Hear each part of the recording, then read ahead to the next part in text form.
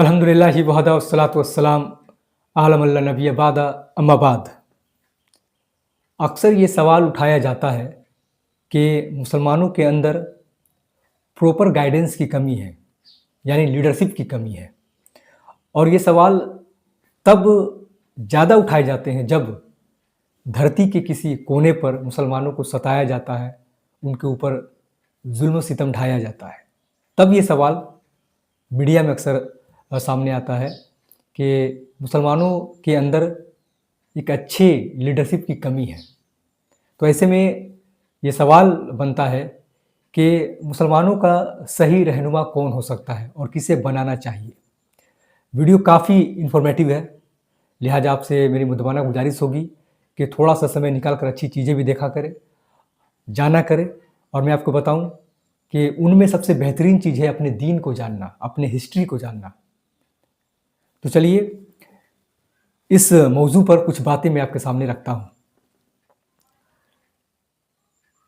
अक्सर जो लोग ये सवाल करते हैं कि मुसलमानों के अंदर सही गाइडेंस की कमी है, यानी लीडरशिप की कमी है, उन्हें सही बात का इल्म बिल्कुल भी नहीं है। ऐसा नहीं है कि मुसलमानों के अंदर अच्छे लीडर नहीं है। सच कहूँ तो ऐसे लीडर को सामने लाया नहीं जाता है, उन्हें दबा दिया जाता है अपने मफाद के लिए। वरना आप इस्लामी हिस्ट्री को उठाकर देख लें, आपको ऐसे बड़े बड़े लीडरशिप देखने को मिल जाएंगे जिन्होंने अपने लीडरशिप के बदौलत पूरी दुनिया में इस्लाम को ऊंचा उठाया, इस्लाम के परचम को बुलंद किया। मिसाल के तौर पे हमारे जो चारों अहम खुलफाए राशिदीन हैं, हज़रत अबू बकर सिद्दीक़ रज़ियल्लाहु तआला अन्हु, उमर फारूक रज़ियल्लाहु तआला अन्हु, अबू बकर उस्मान रज़ियल्लाहु तआला अन्हु, हज़रत अली रज़ियल्लाहु तआला अन्हु, ये सारे ऐसे लीडर थे जिन्होंने इस्लाम के लिए काम किया, दीन के लिए काम किया, अल्लाह के लिए काम किया। तो ये कहना कि मुसलमानों के अंदर लीडरशिप की कमी है, हाँ ये सच है कि इन दिनों हमारे अंदर इस तरह की लीडरशिप देखने को नहीं मिलते हैं। अब मैं आपको बताऊंगा कि मुसलमानों को कैसी लीडरशिप की ज़रूरत है। मैं जहाँ तक समझता हूँ कि मुसलमानों को ऐसे लीडर की ज़रूरत है जिनके अंदर 3 खूबी पाई जाती हो।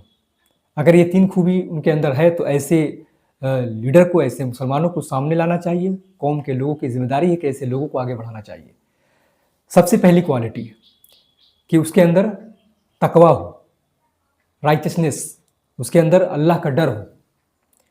मैं आपको वाज़े तौर पे बता दूं, और मैं कई वीडियोस पर ये बात मैं कह चुका हूं और आज भी कह रहा हूं कि इस दुनिया को और मुस्लिम कौम को, दोनों को सफल इंसान की नहीं बल्कि तकवा परस्त इंसान की ज़्यादा दरकार है, यानी सही इंसान की ज़्यादा दरकार है। क्योंकि आप जितना भी इंस्टीट्यूट खोल लें, बड़े बड़े मंसूबे लेकर आए, प्लान लेकर आए, अगर उसको चलाने वाला अगर वो अच्छे कैरेक्टर का नहीं है, उसके अंदर अल्लाह का खौफ नहीं है, तो इस तरह के संस्थाएं सिर्फ नाम मात्र जिसको कहा जा सकता है, यानी दिखावे के लिए बनकर वो रह जाती है। इसलिए पहली क्वालिटी एक मुसलमान के अंदर ये होनी चाहिए कि उसके अंदर अल्लाह का डर हो। और मैं आपको बता दूं कि अच्छाई और बुराई के पीछे तकवा ही सबसे बड़ा रीज़न है, कारण है। अगर किसी के अंदर तकवा होता है तो वो अल्लाह के डर की वजह से अच्छी अच्छी कामें करता है, बुराई से बचता है, लोगों के साथ अदल करता है, इंसाफ करता है, हक नहीं मारता है, लालच नहीं करता है। और जिसके अंदर तकवा नहीं पाई जाती है वो इंसान कुछ भी कर सकता है, वो अच्छाई का भी इस्तेमाल कर सकता है, वो दीन को भी अपने मफाद के लिए इस्तेमाल कर सकता है, जैसा कि इन दिनों आपको देखने को मिल रहा है। दूसरी क्वालिटी कि वो वेल राउंडेड हो।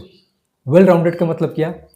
जिसके पास दीन और दुनिया दोनों की तालीम हो, समझ हो, ज्ञान हो।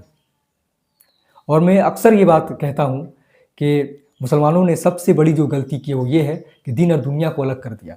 उन्होंने ये समझा कि दुनिया की पढ़ाई अलग है और दीन की पढ़ाई अलग है। जबकि आपको मैं बता दूं कि जो भी आप पढ़ रहे हैं, जो भी एजुकेशन आप हासिल कर रहे हैं, वो दीन का ही हिस्सा है।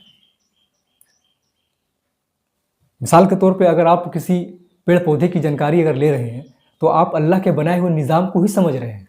वो पेड़ पौधा अल्लाह का ही मखलूक है।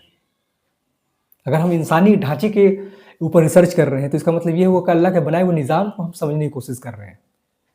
और मैं आपको बता दूं कि साइंस जो है वो कुरान के लिए, मजहब दीन के लिए रहमत है, जहमत नहीं है। तो दूसरी क्वालिटी जो मैं समझता हूँ कि एक मुसलमान के अंदर होनी चाहिए, एक लीडर के अंदर होनी चाहिए, वो ये होनी चाहिए कि उसे दीन और दुनिया दोनों की समझ हो।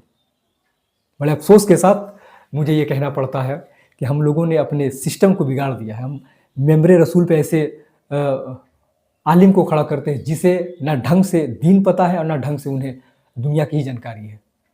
यही वजह है कि मुसलमानों को सही रहनुमाई नहीं मिल रही है। उन्हें पता ही नहीं चल रहा है कि इस एआई के दौर पे उन्हें करना क्या चाहिए, कौन से ऐसे बिजनेस करना चाहिए, कौन से प्लानिंग के साथ काम करना चाहिए, अपने पैसे कहाँ लगाना चाहिए, किस तरह के बिजनेस में उन्हें जाना चाहिए। ये तमाम तरह की बातें बताने वाले हमारे अंदर है ही नहीं। हमें मुख्तसर चंद बातें बताई जाती है, खुतबा जुमा में नमाज रोज़ा हज के बारे में बताई जाती है, और इसके अलावा हमारे आलिम दीन के पास कुछ बचता ही नहीं है। वो समझते हैं कि यही दीन है और यही बताना चाहिए। इस तरह से मुसलमानों को दिमाग को लिमिटेड कर दिया गया है। तो दूसरी क्वालिटी एक मुसलमान के अंदर ये होनी चाहिए कि उसे दीन और दुनिया दोनों की समझ हो। अगर मैं बात करूँ तीसरी क्वालिटी के बारे में, तो तीसरी क्वालिटी ये होनी चाहिए कि वो हिम्मत वाला हो।